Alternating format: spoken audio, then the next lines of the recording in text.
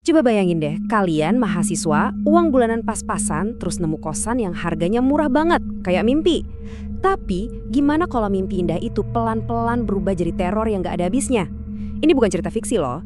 Ini kisah nyata seorang mahasiswa yang dapat bonus tak terduga dari kamar sewaannya, sebuah pengalaman yang menghantui dia selama 2 tahun penuh.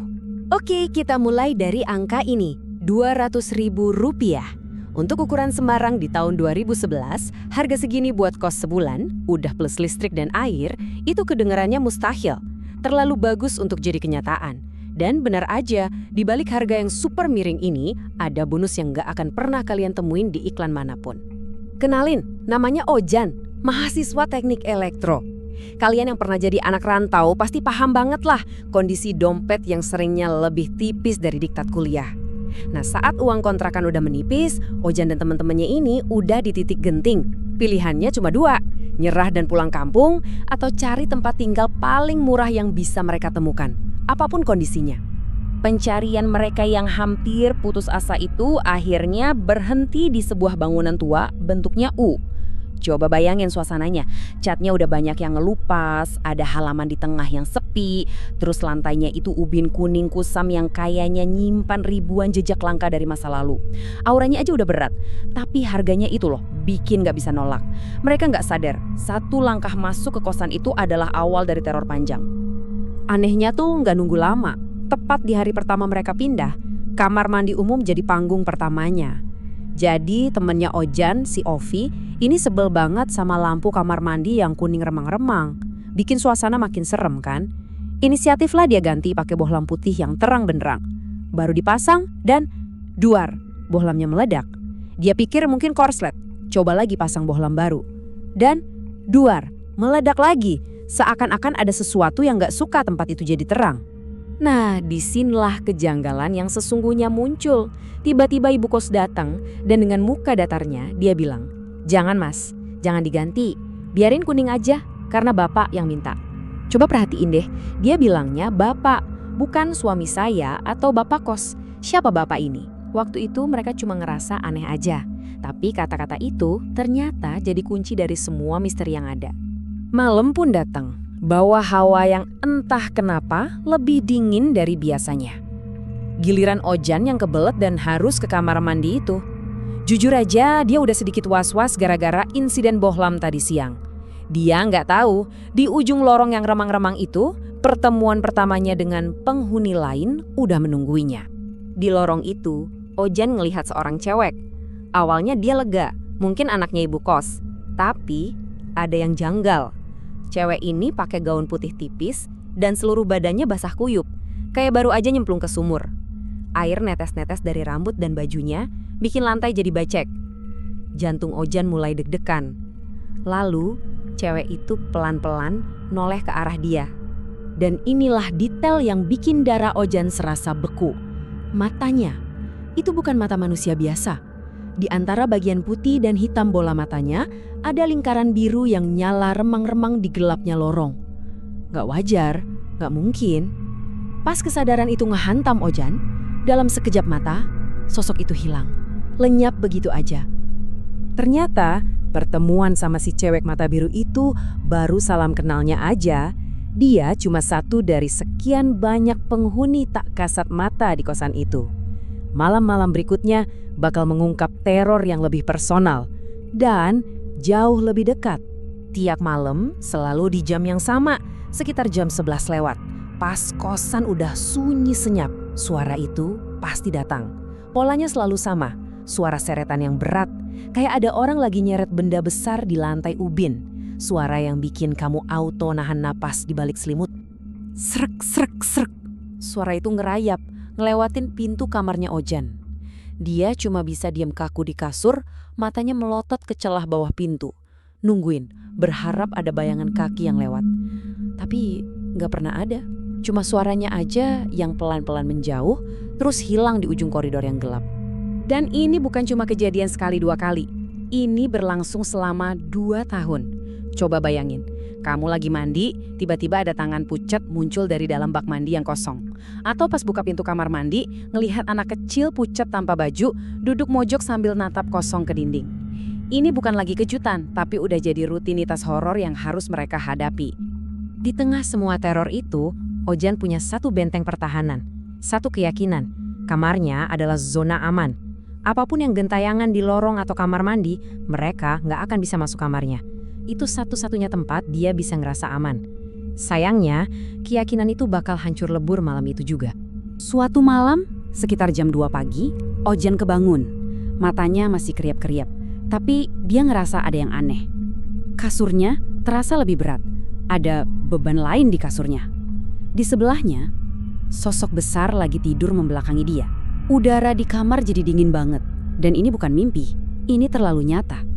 Lalu, Ojan dengar suara ketawa kecil yang ditahan. Bahu sosok itu bergetar, terus dengan gerakan yang mustahil, yang ngelawan semua hukum fisika, tanpa badannya gerak sedikit pun, kepalanya muter. Pelan-pelan, krek, terus muter, sampai 180 derajat menghadap lurus ke muka Ojan. Wajahnya wajah perempuan, tapi matanya hitam legam dan besar banget tanpa ekspresi sama sekali. Dan di bawah mata kosong itu, bibirnya pelan-pelan ketarik, membentuk sebuah senyuman.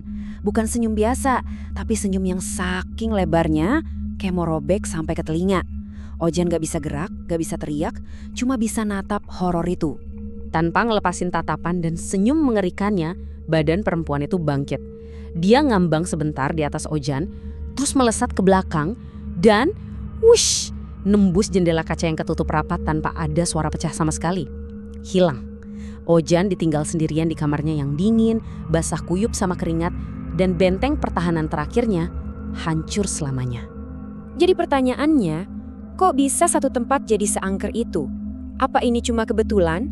Atau jangan-jangan ada sesuatu? Atau seseorang yang jadi magnet buat makhluk-makhluk itu? Jawabannya ternyata ada di balik sosok pendiam si pemilik kos. Pria misterius yang dipanggil Batak. Setelah cari-cari info, Ojan akhirnya nemuin fakta yang bikin semua bulu kuduknya berdiri lagi. Bapak kos itu bukan orang biasa. Profesinya adalah seorang dukun mayit. Seseorang yang tugasnya adalah merawat dan nyiapin jenazah buat dimakamkan sesuai ritual-ritual kuno. Pekerjaannya adalah jadi jembatan antara dunia kita dan dunia orang mati. Dan tiba-tiba, klik, semuanya jadi masuk akal. Lampu kuning yang diminta Bapak, mungkin itu permintaan arwah-arwah yang dibawanya.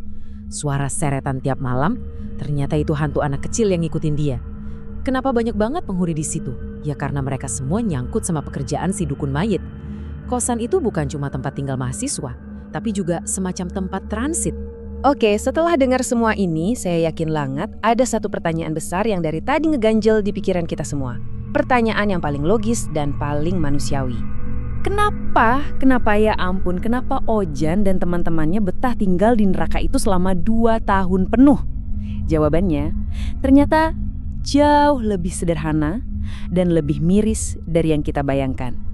Jawabannya ada 2. Pertama dan yang paling utama, uang. Rp200.000 itu harga mati yang gak bisa mereka tolak, sekalipun taruhannya rasa takut tiap malam. Kedua, ini agak unik. Sebuah filosofi hidup yang ditanamkan oleh ayahnya Ojan. Belajar hidup berdampingan. Selama mereka nggak nyolek fisik, ya udah diemin aja. Nasihat ayahnya simple. Kamu tuh nggak usah takut sama yang begituan. Yang penting nggak nantangin, hidup berdampingan aja udah. Dan nasihat ini ninggalin kita sama satu pertanyaan terakhir yang cukup bikin merenung. Kalau kalian ada di posisi Ojan, saat terdesak antara kebutuhan perut dan teror di kamar tidur, mana yang bakal kalian pilih? Halo semuanya, Pocong Sumi. Siapa sih yang gak pernah dengar nama ini? Nama yang langsung bikin kita kebayang satu rumah angker dan sebuah kisah tragis yang viral di mana-mana. Tapi, gimana kalau saya bilang cerita yang selama ini kalian tahu, yang kalian yakini, mungkin salah total? Karena hari ini kita akan bedah tuntas sebuah kesaksian yang langka banget.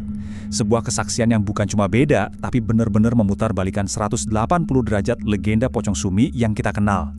Jadi siap-siap ya, karena apa yang akan kalian dengar selanjutnya mungkin bakal bikin kalian mempertanyakan semuanya. Oke. Sebelum kita loncat ke bagian yang paling bikin penasaran, kita refresh ingatan kita dulu ya. Kita mundur sejenak ke awal mula legenda ini. Ke kisah horor yang bikin nama Pocong Sumi jadi fenomena. Kisah yang selama ini kita anggap sebagai satu-satunya kebenaran. Ceritanya begini. Ada seorang istri bernama Sumi yang setia menunggu suaminya, seorang pedagang, pulang ke rumah. Sang suami cuma ninggalin satu pesan, jangan buka pintu buat siapapun. Tapi suatu malam, sunyinya malam itu pecah sama suara gedoran pintu yang panik. Ada yang teriak-teriak ngabarin suaminya celaka. Sumi yang hatinya dikuasai cemas luar biasa, lupa sama janjinya. Dia membuka pintu, dan ternyata dia baru aja membuka gerbang ke nerakanya sendiri. Malam itu, di rumah itu, nyawanya direnggut dengan keji. Dan dari tragedi yang kelam itu, lahirlah sebuah legenda urban. Sosok pocong dengan wajah yang katanya hancur, menebarkan bau busuk yang menyengat, yang arwahnya gentayangan di rumah itu. Nah, citra inilah yang kemudian meledak di internet, yang manggil ribuan pemburu hantu dan content creator, dan dalam sekejap mengubah sebuah rumah bersejarah jadi ikon horor nasional. Tapi, di tengah riuhnya cerita viral itu, ada satu suara yang beda. Kesaksian dari seseorang yang bukan cuma katanya, tapi beneran ketemu langsung sama penghuni rumah itu. Seorang perempuan bernama Mbak Amel. Dan apa yang dia lihat, sama sekali bukan sosok yang ada di legenda. Coba dengerin baik-baik kutipan ini. Ternyata bukan pocong. Satu kalimat pendek yang langsung meruntuhkan semua fondasi cerita viral yang kita tahu. Ini bantahan langsung dari saksi mata. Jadi pertanyaan terbesar yang sekarang, kalau bukan pocong, terus wujudnya apa dong? Coba deh lihat perbedaannya, kayak langit sama bumi. Di satu sisi, legenda viral ngasih kita teror, pocong seram berbau busuk. Di sisi lain, kesaksian mata justru ngasih kita gambaran tragedi. Seorang perempuan yang pakai kebaya, tatapannya kosong, kayak lagi nungguin sesuatu yang nggak akan pernah datang, dan diiringi wangi semerbak bunga melati. Teror lawan melankolia, beda banget kan? Coba bayangin, kalian ada di sana. Tengah malam, hening, terus tiba-tiba kalian dengar alunan musik gramofon jadul, entah dari mana. Mbak Amel dan teman-temannya ngikutin sumber suara itu, yang nuntun mereka ke rumah Sumi. Pas banget mereka sampai di depan rumah, musiknya berhenti. Hening total. Dan sepersekian detik kemudian, sosok itu muncul. Bukan di depan mereka, tapi di belakang salah satu temannya. Masuk ke dalam tubuhnya, dan mulai bicara lewat raga temannya itu. Dan pesan yang keluar dari mulut temannya itu bukan teriakan atau ancaman, tapi sebuah bisikan yang penuh rahasia. Udah, kalau kalian tahu, kalian diam aja, nggak usah ribut-ribut. Tunggu dulu, tahu apa? Rahasia apa yang mereka ketahui? Kenapa mereka harus diam? Ini bukan kelakuan hantu penasaran biasa. Ini terdengar seperti sebuah peringatan. Tapi, misteri rumah ini ternyata nggak berhenti di arwah Sumi aja. Ada sosok lain, sebuah energi yang terasa jauh lebih kuno, jauh lebih berwibawa, dan jauh lebih kuat. Sosok yang sangat dihormati, yang dikenal dengan nama Eyang Putri. Kalau aura Sumi itu terasa sedih dan melankolis, energi dari Eyang Putri ini justru sebaliknya, membawa ketenangan. Saksi mata bahkan cerita, pas dia masuk ke ruangan Eyang Putri, hawa panas yang tadinya nyelimutin rumah itu langsung hilang, diganti sama hawa sejuk yang aneh, padahal ruangannya gelap gulita tanpa cahaya. Jadi siapa sih sosok agung ini?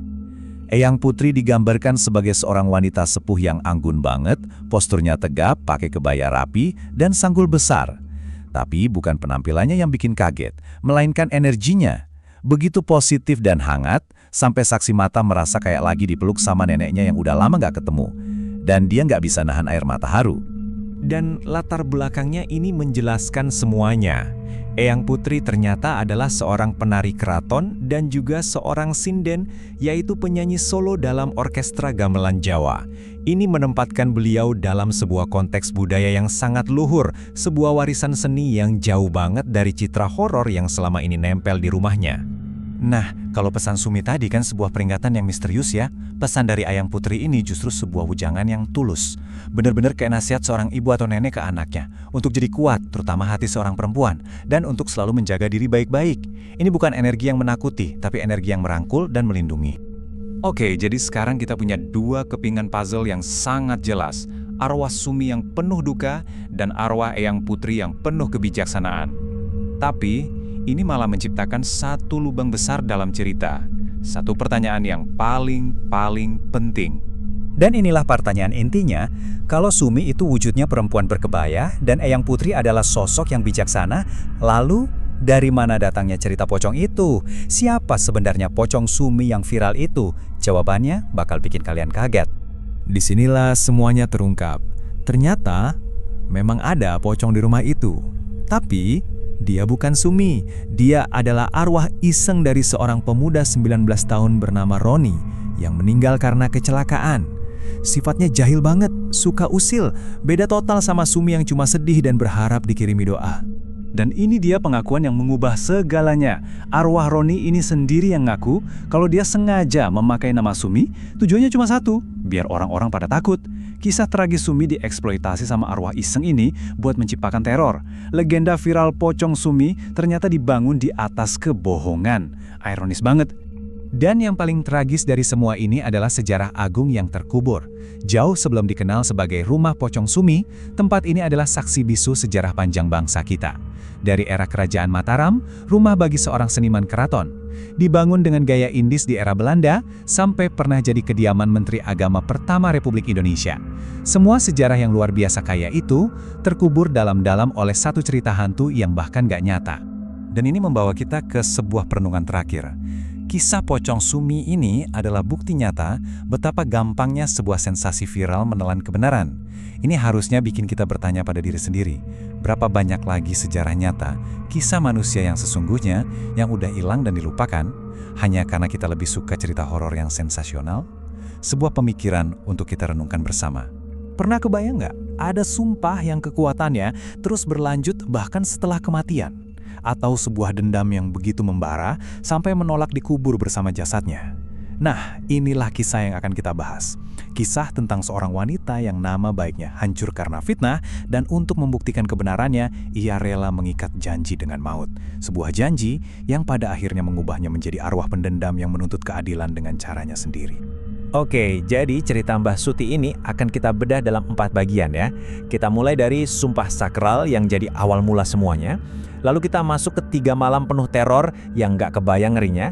Terus kita ungkap siapa sebenarnya Mbah Suti ini. Dan diakhiri dengan pembalasan dendam dari alam baka yang wow bikin merinding. Oke, kita mulai dari akarnya dulu. Biar kita semua paham kenapa cerita ini bisa jadi seseram ini, kita harus ngerti dulu soal ritual intinya. Sebuah sumpah yang taruhannya itu bukan lagi soal harga diri, tapi nyawa. Jadi gini, ini tuh bukan sekedar janji biasa. Sumpah pocong itu ibaratnya pengadilan gaib terakhir. Orang yang dituduh bakal dimandikan seperti jenazah, dibungkus kain kafan, terus bersumpah di depan semua orang. Konsekuensinya, mutlak. Kalau kamu bohong, dipercaya kutukan maut bakal langsung datang menjemput. Beban mental dan spiritualnya itu luar biasa berat. Nah, sekarang kita pindah dari cerita ritual kuno ke sebuah kesaksian nyata. Pengalaman ini datang dari Teh Rini yang tadinya cuma mau liburan biasa bareng teman-temannya, malah berubah jadi mimpi buruk. Mereka tanpa sengaja masuk ke dalam lingkaran teror arwah Mbah Suti. Terornya ini nggak datang langsung sekaligus gitu aja. Enggak, dia datangnya pelan-pelan, merayap, membangun kengeriannya malam demi malam. Selama 3 hari berturut-turut, akal sehat mereka benar-benar diuji sampai ke batas akhir oleh sosok yang harusnya udah nggak ada lagi di dunia ini. Semua ini dimulai dari sesuatu yang aneh. Jadi, Terry ini lagi nyariin bibinya di sebuah rumah tua di tengah perkebunan. Di sana dia disambut sama seorang ibu-ibu tua yang ramah banget. Logatnya Jawa kental. Tapi, pas Terry ini akhirnya ketemu bibinya dan cerita, muka bibinya langsung pucat pasi. Kenapa? Karena rumah itu udah 15 tahun kosong melompong. Terus, siapa dong yang barusan ditemui Rini? Besoknya, 2 teman Rini yang gak percaya, ya biasalah skeptis, mereka memutuskan buat ngebuktiin sendiri. Mereka datengin rumah kosong itu, dan bener aja, si ibu misterius itu ada di sana. Bahkan nawarin kue. Dengan songongnya, mereka makan kue itu. Tapi pas sampai di rumah, kue yang mereka simpan di saku berubah jadi jerami kering busuk. Gak lama setelah itu, salah satu dari mereka langsung jatuh sakit aneh, sampai buang air darah. Malam itu, terornya makin menjadi-jadi. Teman Rini yang sakit tadi tiba-tiba nangis meraung-raung. Tapi anehnya, itu bukan suaranya dia. Itu suara perempuan tua yang kedengaran sedih dan menderita banget. Pas bibinya Rini deketin, tubuh temannya itu bergerak, duduk dengan postur dan gerak-gerik yang khas banget. Gerak-gerik yang bikin darah bibinya Rini seolah berhenti mengalir, karena dia kenal betul siapa pemilik gestur itu. Dan lewat mulut teman Rini, arwah itu ngomong langsung ke bibinya. "Bu, kenapa ibu teh lupa sama saya? Saya kangen." Itu suara Mbah Suti. Sosok yang merasuki tubuh itu adalah arwah orang kepercayaan bibinya Rini waktu masih hidup. Di titik ini, mereka semua sadar Ini bukan gangguan biasa. Ini adalah arwah yang kembali karena ada urusan yang belum selesai. Malam ketiga benar-benar jadi neraka di bumi. Rini kebangun karena ada yang bisikin di telinganya. Begitu buka mata, di sampingnya, di atas kasur, terbaring sosok pocong Mbah Suti. Mukanya pucat, matanya melotot kosong, kapas masih nyumpel hidungnya.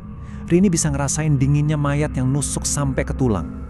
Di saat yang sama, teman-temannya juga diserang. Ada yang lihat pocong itu ngeliatin dari jendela. Ada yang nyium bau kapur barus yang pekat banget, seolah-olah kematian lagi duduk di samping tempat tidurnya. Arwah itu memburu mereka semua. Nah, dari 3 hari teror ini muncul satu pertanyaan besar. Sebenarnya siapa sih Mbah Suti ini? Dan kenapa arwahnya bisa kembali dengan amarah yang sebesar itu?